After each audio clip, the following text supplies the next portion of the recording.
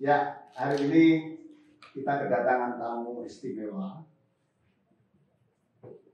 Pak Armuji, Wakil Wali Kota Surabaya. Ini asik nih karena bisa disebut Wawali dengan Bawali. Ya. Nanti akan ngobrolin sesuatu tentang Surabaya, tentang kota kebanggaan kita ini.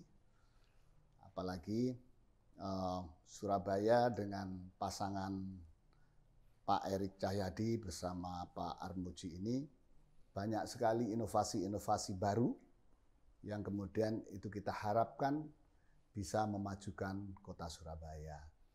Selamat siang Pak Armuji. Terima kasih, Mas. Rasanya kok susah ya manggil Pak. Cak aja enak lah. Panggil Cak aja ya. Jadi Pak Armuji ini wakil wali kota yang hebat, ini politisi yang tiada matinya. Dulu ketika saya menjadi wawali belum menjadi ketua Komisi C lah Kak ya. Pernah. Ya, wakil ketua juga pernah. Wakil ketua DPRD Kota Surabaya. Jadi kita sebetulnya berkawan lama. Sudah lama. Nah, sekarang tinggal beliau tetap di jalur politisi, saya kembali ke profesi. Saya nggak bakat jadi politisi. Iya. Oke, hari kemarin agak rame-rame Surabaya kedatangan saudara-saudara kita dari Madura yang memprotes pencekalan atau kemudian suap di Suramadu itu, penyekatan di Suramadu itu. Sebetulnya apa sih Pak yang terjadi? Ya. Terima kasih Mas Arif, kita diundang di ngopi bareng. Nah, ngopi ini arek-arek Surabaya. Di zaman sekarang ini ngopi nggak perlu ngone warung. Cukup ngopi melalui virtual kayak gini mau. Jadi tentunya ini juga sudah pengalaman di pemerintahan. Jadi wawali beliau juga dulu. Makanya sekarang wawali ketemu wawali ya. Jadi lebih saya sebenarnya lebih berguru ke mereka. Saya baru 3 bulan, jadi belum tahu seluknya di pemerintahan kota. Cuma ro beluke tok. Seluke kurang lak seluk ini Pak Arif itu bisa seluke. Apa di situ? Engko habis berjalan 5 bulan baru ro seluke, baru beluke. Kemarin itu ada demo dari warga saudara kita dari Madura, khususnya dari Bangkalan. Mereka memprotes adanya penyekatan, termasuk di sana dilakukan ada antisipasi untuk pencegahan dan meminimalkan dari penyebaran virus corona. Karena diindikasikan di Bangkalan itu ada beberapa kecamatan yang sudah terpapar hampir zonanya itu merah. Jadi ini kan juga mengkhawatirkan, karena kebanyakan warga Bangkalan riwa-riwi ke Surabaya cuma melalui jalur yaitu Suramadu. Makanya ada inisiatif di mana mereka yang masuk Surabaya ini alangkah baiknya kalau di swab atau di antigen dulu. Kita sudah kerjasama dengan Forkopimda Kota Surabaya, ditindaklanjuti dengan Forkopimda dan Bu Gubernur ikut aktif untuk mensosialisasikan ini. Tentunya ini demi untuk kebersamaan kita semua, termasuk warga yang di Bangkalan dan warga di Surabaya. Karena apa? Karena COVID ini benar-benar sangat berbahaya. Saya sendiri yang pernah kena COVID cukup berat, karena saya dipasang ventilator. Ventilator itu kehidupan cuma 20%. Sempat pasang ventilator. Jadi sudah cukup berat.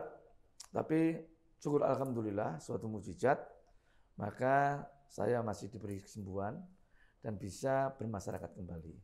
Ini atas doa masyarakat, doa kita semua, dan kita patut mensyukuri dan kita menyampaikan, jangan sampailah saudara-saudara kita ini kena COVID.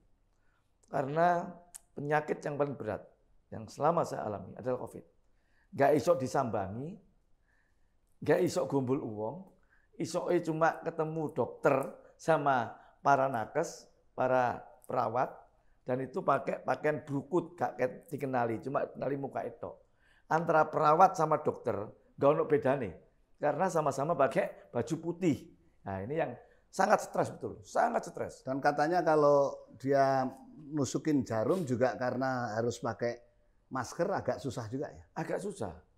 Untung pada saat itu kita udah dipakai obat supaya tidak terlalu terasa.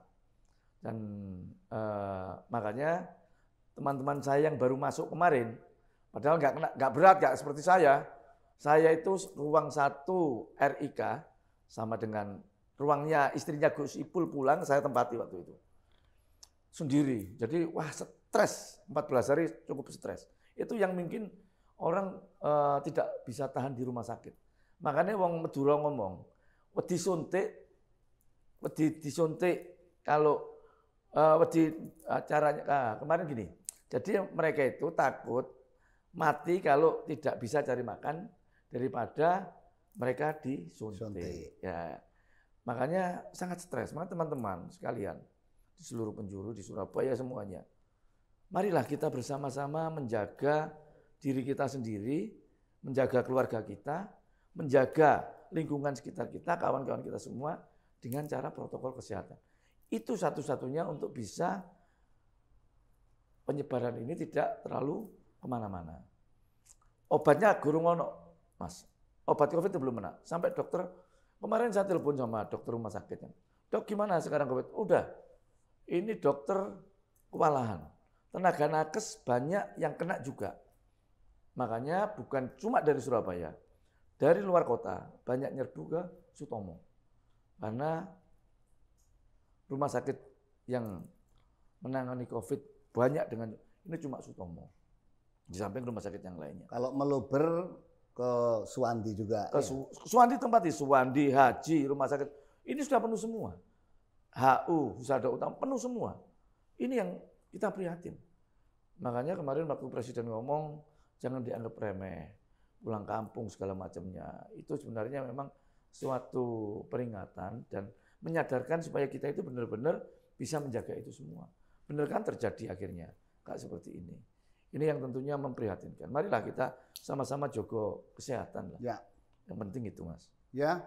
Jadi sebetulnya apa yang dilakukan oleh Pemkab Surabaya itu bukan diskriminasi. Bukan diskriminasi. Tapi sebetulnya menjaga warganya, termasuk menjaga keluarga orang-orang yang datang ke Surabaya. Orang-orang dari Madura. Ya. Bukan hanya menjaga orang Surabaya, karena kalau kemudian katakanlah orang Bangkalan masuk ke Surabaya, kemudian terpapar, balik lagi ke Madura, otomatis kemudian bertemu dengan keluarganya kan bisa mengenal keluarga. Karena itu preventif menjadi penting. Betul, sangat penting. Nah, berarti kan satu pemahaman bahwa COVID itu nyata. Itu harus benar-benar dipercaya. Jangan dianggap remeh, jangan dianggap sembrono, jangan dianggap gampang. Ya. Obatnya gurung ono. Iki sing kalau stres wes sudah. Saya yang merasa hebat, beliau kalau sudah baru bercerita kalau waktu sakit sampai ventilator. Banyak kawan yang bercerita kalau sudah ventilator itu recovery-nya pun susah. Bahwa Pak Cak Armuji ini sehat kembali, saya kira ini berkah. Suatu mujizat lah saya kira. Bagi saya itu suatu mujizat betul. Dan karena itu layak untuk menasehati siapa saja. Ya. Apakah itu warga Surabaya, warga yang lainnya, untuk hati-hati betul. Harus sangat hati-hati betul. Apalagi sekarang ini ada yang namanya varian Delta. Dan teman-teman yang di DPR, itu penularannya melalui klaster keluarga. Klaster keluarga banyak. Teman-teman saya klaster keluarga. Jadi bapak, ibu anak 5 kena kabel. Bapak, ibu, anak. Klaster keluarga. Penyebarannya cukup. Padahal mereka sudah divaksin loh ya. Mereka semua sudah divaksin, kecuali anak-anaknya ya. Yang tua-tua sudah divaksin. Nah, klaster keluarga ini bahaya kan.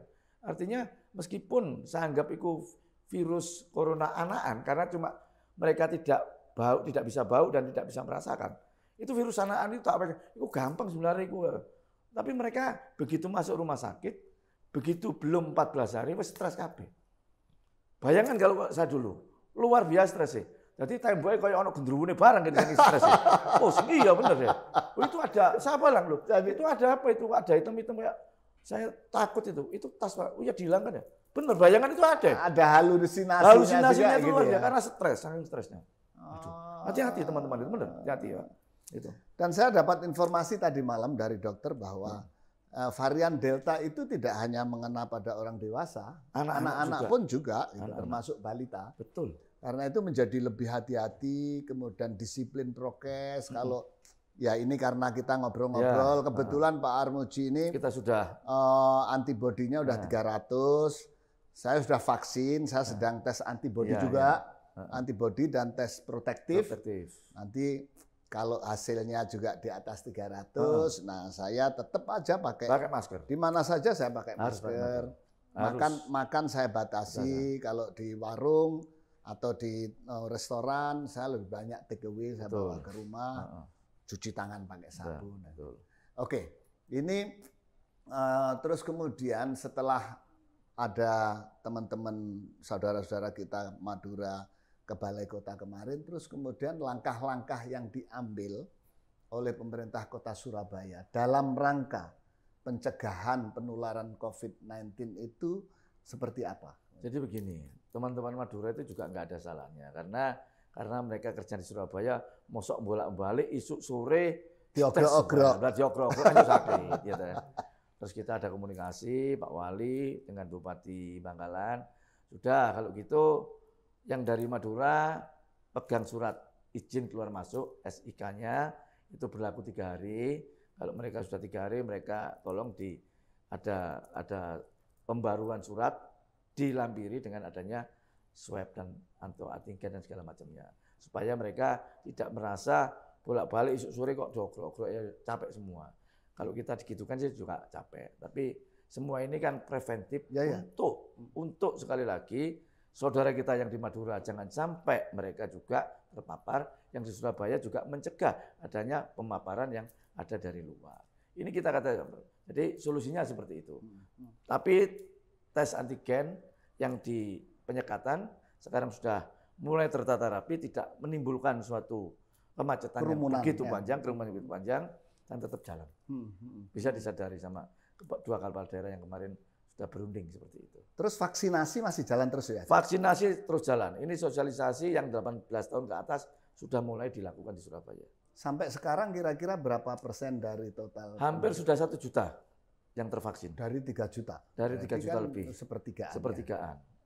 Luar biasa dong. Luar biasa. Jadi tenaga nakes, lansia yang utama, guru dan itu semua.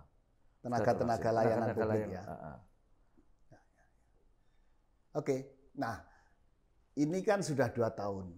Pandemi ini tidak hanya bagaimana menimbulkan orang-orang yang terpapar menjadi sakit dan menjadikan rumah sakit penuh, kemudian kita juga susah, jadi kita harus tetap menjaga protokol kesehatan dengan disiplin kalau tidak mau tertular, dan tentu berdampak pada ekonomi.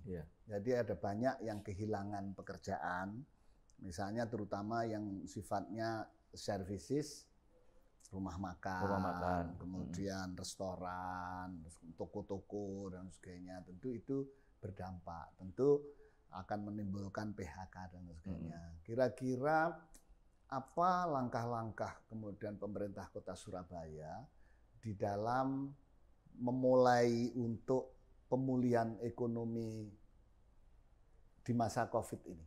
Ya, kita sama Pak Wali membantu penuh, terutama UMKM, di mana sangat terganggu dan sangat merasakan betul. Apalagi mereka yang jualan di SWK atau di warung-warung. Ini yang kita angkat. SWK? Iya. SWK. Sentral Kuliner, Wisata Kuliner. Sentral Wisata. Yang punya Pemkot ya? Ya, yang punya Pemkot. Ya, itu yang sangat terdampak, betul. Makanya ini untuk paling tidak di masa pandemi ini, pemerintah kota juga apa yang selama ini mungkin dulu-dulunya mereka selalu pakai restoran-restoran, tapi sekarang ini kita mengambil makannya dari itu.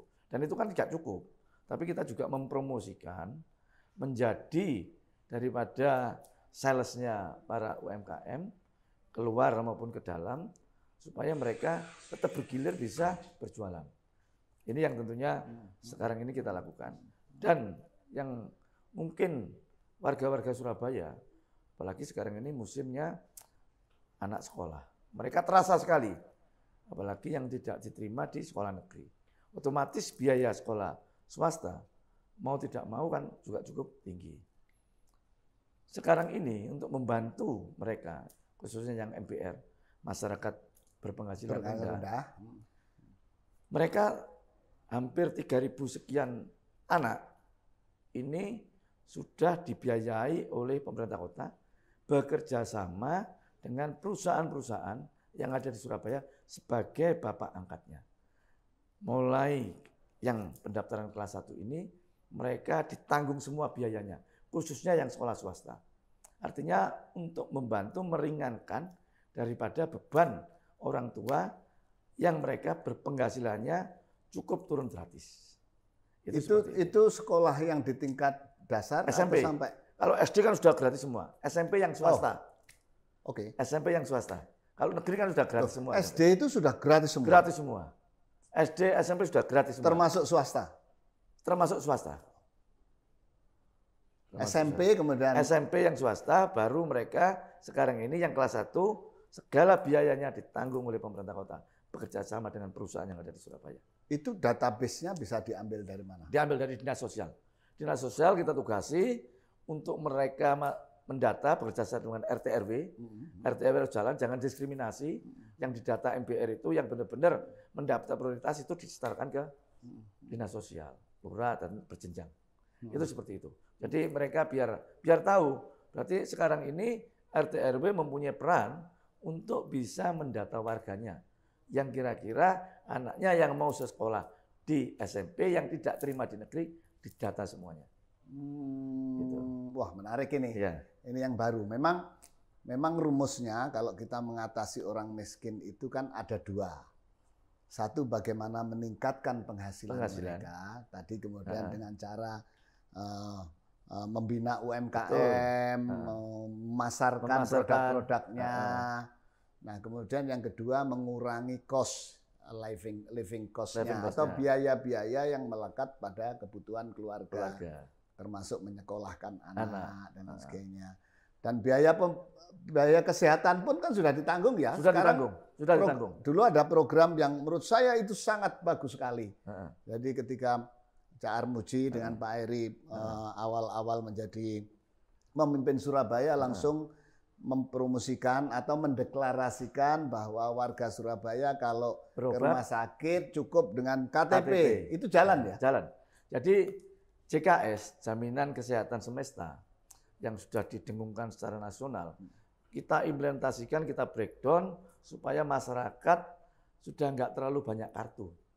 Ini baru kartu yang kita terbitkan adalah KTP. KTP ini kan untuk semuanya. Nah, untuk Surabaya untuk KTP. KTP bisa untuk berobat, KTP nantinya bisa untuk biaya pendidikan, semuanya cuma pakai NIK KTP saja. Jadi dompet gak kakean kartu, lah kakean kartu kok bingung. Nah, ini yang sekarang sudah jalan adalah Jaminan Kesehatan Semesta bagi masyarakat Surabaya seluruhnya. Jadi kita nggak diskriminasi, bukan khusus warga MPR, tapi seluruhnya itu kan berarti yang ber-KTP Surabaya. Ber-KTP Surabaya. Mereka yang mau berobat, yang belum mereka ikut BPJS, bisa bila sakit, mereka cuma datang ke rumah sakit, menunjukkan KTP-nya, rumah sakit kelas 3 pasti dilayani dengan baik. Dan ini nggak usah khawatir bahwa anggaran yang kita anggarkan ke sana sudah ada. Jadi sudah ada MOU dengan BPJS dan rumah sakit. Rumah sakit juga sudah menata sistem administrasinya yang connecting dengan sistemnya Pemkot. Ya. Itu. Oke. Kalau ini terjadi sebetulnya ini sangat luar biasa. Jadi begini, saya membayangkan, cuman kan banyak juga orang yang tinggal di Surabaya sudah berpendapatan tetap, tapi kemudian tidak punya KTP. Surabaya. Nah, kalau yang begini ya jangan protes ke Surabaya kan ya. Tapi kalau kemudian Anda misalnya ada warga dari luar kota di sini, katakanlah sudah memang pekerjaan di sini, Surabaya. sebaiknya pindah Menjadi warga Surabaya. penduduk menjadi warga Surabaya. Sehingga pemerintah kota Surabaya tidak kesulitan. Ya, betul. Jangan sampai kemudian Anda keleleran di sini, pemerintah kota Surabaya tidak bisa ikut cawe-cawe karena tidak punya KTP Surabaya. Itu pentingnya KTP. Dan di Pemkot kan juga banyak pegawai yang outsourcing. Dan kita lihat, kita data kemarin, hampir 50% itu bukan KTP Surabaya. Tapi kita sosialisasi. Lah tetap pengen kerja OS dari Surabaya, dan pindah. Isok melok dulurmu, isok melok sapa sing dikenal kan gitu. 3 bulan sosialisasi itu. Ya memang ada yang ikut pindah, ono sing dwablek. Nah, kalau sing dablek 3 bulan ya sudah diputus. Ganti wong Surabaya. Lho iki wong sing Surabaya gak iso kerja, wong sing luar kota kerja. Iki kan justru menyakitkan bagi warga kita sendiri. Itu yang sudah kita lakukan. Juga kalau punya anak kan fasilitasnya juga untuk pendidikan. Pendidikan mereka gitu loh. Kesehatannya juga untuk mereka. Kan nggak ada sulitnya. Pindah penduduk nggak sulit, gampang. Sistem online sudah jalan semua sekarang. Cak, selama 100 hari kemarin ini kan kita melihat ini pasangan yang bagi tugasnya menurut saya menarik. Jadi Pak Erik keliling ke berkantor di kelurahan-kelurahan sehingga beliau bisa menata birokrasi, kemudian menata internalnya dan sebagainya. Cak Armuji yang memang politisi lebih banyak keluar, mengkonsolidasi masyarakat, mengkonsolidasi warga. Nah, setelah 100 tahun, setelah 100 hari ini, adakah kira-kira kebijakan-kebijakan yang inovatif yang akan diluncurkan oleh pemerintah Kota Surabaya? Ya, jadi kita bersama Pak Erik sudah berkomitmen, janganlah mempersulit warga kita masalah administrasi. Nah, sekarang ini masalah administrasi sangat penting. Ya. Kali dikit-dikit urusannya dikembalikan sing dhuwur, bolak-balik kan begitu gitu. Iku cek konsultasi nang dhuwur lho. Konsultasi nang dhuwur gak cukup sedina rong dina iso sak wulan, kan begitu. Sekarang ini masalah untuk dispenduk pun, akte kelahiran segala macam, cukup di kelurahan. Sebentar, dispenduk itu apa saja? Akte kelahiran, gitu. kematian, terus masuk KTP perpindahan, KTP masuk macam, itu, ya.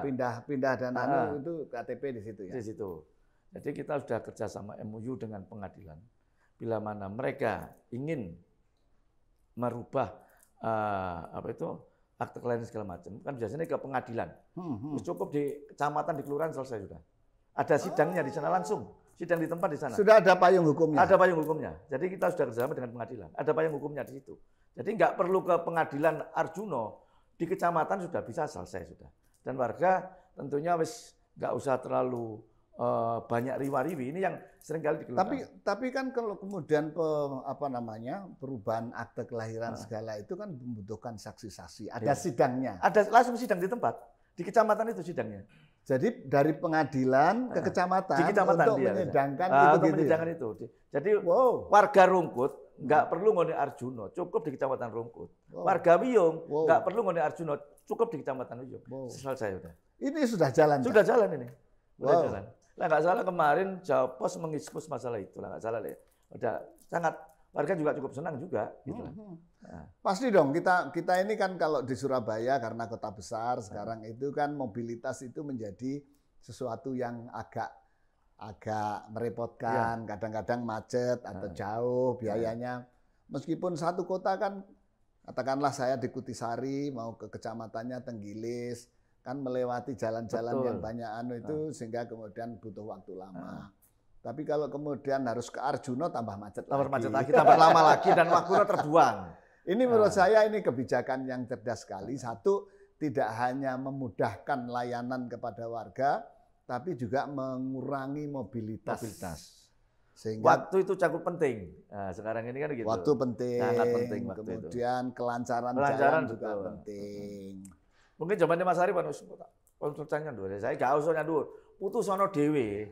Kone dikai kewenangan ya toh kudu wani mutusi. Waktu itu sih sebetulnya gagasan untuk layanan semakin ke bawah Pak Bambang kan sudah gitu. Tapi kemudian belum jalan, kemudian terputus. Nah, sekarang dijalankan oleh kita jalankan sama Pak Erik. Cak Armuji. Yes. Tadi kan ini kan satu penataan layanan administrasi sudah dilakukan dan dimulai dalam 100 hari kepemimpinan jenengan. Terus kemudian penanganan COVID dan jalan, dan menurut saya kita bisa mempertahankan zona oranye sampai sekarang itu prestasi luar biasa. Sebagai kota besar yang sangat padat penduduknya bisa mempertahankan itu luar biasa. Kemudian pemulihan ekonominya sudah berjalan juga. Nah, di layanan administrasi yang menarik itu adalah sekarang ada delivery kewenangan dari balai kota, dari pusatnya sampai ke bawah, ke bawah. Nah, tidak merasa otoritasnya wali kota dan wawali kehilangan otoritas untuk itu? Enggak lah, jadi justru memperingan kita. Jadi kita nggak perlu seudon, nggak perlu punya pikiran negatif. Justru itu kalau lurah berani ngambil kebijakan yang tentunya tidak berkaitan dengan sengketa hukum, maka mereka harus bisa melakukan. Karena mereka kita angkat jadi lurah, harus berani mengambil satu sikap untuk bisa supaya warga itu mempunyai satu jawaban. Jangan jawaban itu dilempar ke atas, minta di posisi wali kota, apa jawabannya? Lah, ini nggak seperti itu, kita balik sekarang itu. Kamu lurah, kamu camat, karena kamu juga orang pemerintahan, ojo sekali-sekali ngomong, engkau tak konsultasi yang dhuwur oleh pemerintahan. Lho, kon iku apa wong swasta? Enggak. Kon dhewe wong pemerintahan, harus berani melakukan seperti itu. Berarti beban tanggung jawab lurah sama camat harus di levelnya masing-masing harus jalan. Makin tinggi ya? Makin tinggi. Nah, apakah sudah ada assessment? Jadi penilaian khusus terhadap lurah-lurah bahwa mereka sebagian lurah atau mayoritas lurah di Surabaya mampu menjalankan mengambil keputusan-keputusan seperti itu. Kita paksa harus mampu, karena tidak ya nanti out ganti. Harus kita out kan ganti karena kamu tidak mampu. Kalau ada warga langsung sampai ke saya, kita telepon, ini selesai, enggak selesai, ya sudah. Menjadi satu catatan, asesmen. Berarti kemampuanmu duduk level lurah. Wong iki gak ono proses sidang hukum, wong gak iso njalakno. Lah kon njaluk petunjuk terus, ya wis kon dadi staf biasa. Njaluk petunjuk kon ndurang, kan gitu. Ya. Jadi jadi ini menarik ini. Jadi sekarang menurut saya era yang sangat luar biasa. Ya. Ini kepemimpinan dari Kota Surabaya yang penuh dengan inovasi, yang mempercayakan beberapa kewenangan dan merelakan beberapa otoritasnya ke bawahan. Sampai kemudian ke tingkat kelurahan, sehingga warga sekarang kalau ada apa-apa tidak perlu langsung wadul wali kota, nggak usah, tidak cukup perlu di langsung wilayahnya. wadul Pak Wawali, tidak perlu wadul DPR, wis cukup yang kelurahan. Baru kalau lurah raiso nggak entos, baru wadul ya. Wadul lurah diceluk sik gak iso, itu padahal hal sepele, tidak mengancam daripada dirinya. Ya berarti kon iku wong males kan ngono ae. Kalau males ya, kalau males kalau bisa dibinakan. Ya, kalau nggak bisa ya disingkirno. Saya kira itu penting. Itu prinsip-prinsip manajemen yang kalau kita ingin berhasil, kalau Pemkot ini atau Kota Surabaya ingin maju ya harus seperti ini. Ya. Saya kira ini menarik sekali. Mungkin ada pesan terakhir, Pak. Pesan yang harus disampaikan kepada pemirsa. Ya, untuk pemirsa kita di ngopi bareng wong akeh ya, tapi virtual. Tapi kita juga pakai prokes. Jadi untuk wargane arek-arek Surabaya, khususnya aku pesen COVID iki bahaya. Covid iki ono ojo sembrono, tetep nggunakno protokol kesehatan. Saiki musime arek sekolah sing wong tuane padha kebingungan, kabeh wong sak Surabaya pingine anake mlebu sekolah negeri, khususnya SMP ya, khususnya SMP. Tapi sekolah negeri kan ya sedikit, nggak cukup untuk semuanya. Tapi nggak usah khawatir, pemerintah kota wis duwe data orang-orang miskin, orang-orang yang tidak mampu, yang terdaftar dalam MPR, masyarakat berpenghasilan rendah. Wis gak usah bingung mikirno sekolah anak sing jange mlebu SMP swasta. Engko dibiayai pemerintah kota. Engko dibiayai pemerintah kota. Jadi iku sing perlu tak sampeno, ojo ngecek jaluk tolong kono kene dan dipaksa-paksakno akhirnya nanti hal yang tidak baik. Gak apa-apa sekolah swasta, bodoh-bodoh sekolah. Nak sekolah negeri kabeh dipaksakno, bangkune nggak cukup disesal-sesal juga api. Ayo bareng-bareng saling menyadari pemerintah kota bantu biaya pendidikan ini penting. Makasih ya, Cak. Ya, makasih. Nah, ini perbincangan yang istimewa. Saya kira itu tadilah. Ini Wawali dengan Wawali ngopi bareng. Ngopi bareng. Ya, ngopi bareng. Terima kasih. Semoga apa yang menjadi pesan Pak Wawali, Pak Armuji tadi bisa didengarkan oleh semua pihak dan menurut saya ini harapan baru, kebanggaan baru yang harus kita sambut dalam situasi Covid. Tetap progres, protokol kesehatan, salam sehat. Ya.